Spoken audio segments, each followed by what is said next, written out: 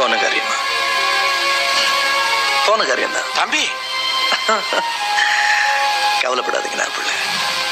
இப்பதான் நான் என் ஃப்ரெண்ட்ஸ் யாருங்கிறத புரிஞ்சுக்கிட்டேன். இந்த உலகம் என்னங்கிறது புரிஞ்சுக்கிட்டேன்.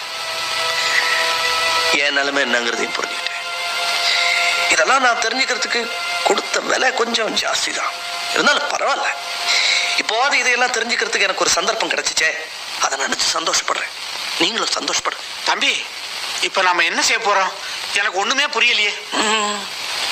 புரியக்கூடாது. புரிஞ்சாதான் கஷ்டமே. நேற்று வரைக்கும் நான் ஒண்ணுமே புரியாம இருந்தேன், நிம்மதியா இருந்தேன். இப்போ எது எது என்னென்ன யார் யாரு எப்படி எப்படின்னு தெரிஞ்சு போச்சு. கவலையும் கூடவே வந்துருச்சு. முந்தி மாதிரி சிரிக்க முடியல நான் புள்ள. முந்தியெல்லாம் ஒரு ஜோக்கை சொல்லி எல்லாரும் சிரிங்க சிரிங்கன்னு சிரிக்க வைப்பேன். இப்போ ஊரே என்னை பார்த்து சிரிக்கும் போது இருக்கு நான் புள்ள. என் வாழ்க்கை பார்த்தீங்களா ஒரு பெரிய ஜோக் ஆயிடுச்சு. இது ஜோக்கு, அழக்கூடாது, சிரிக்கணும்.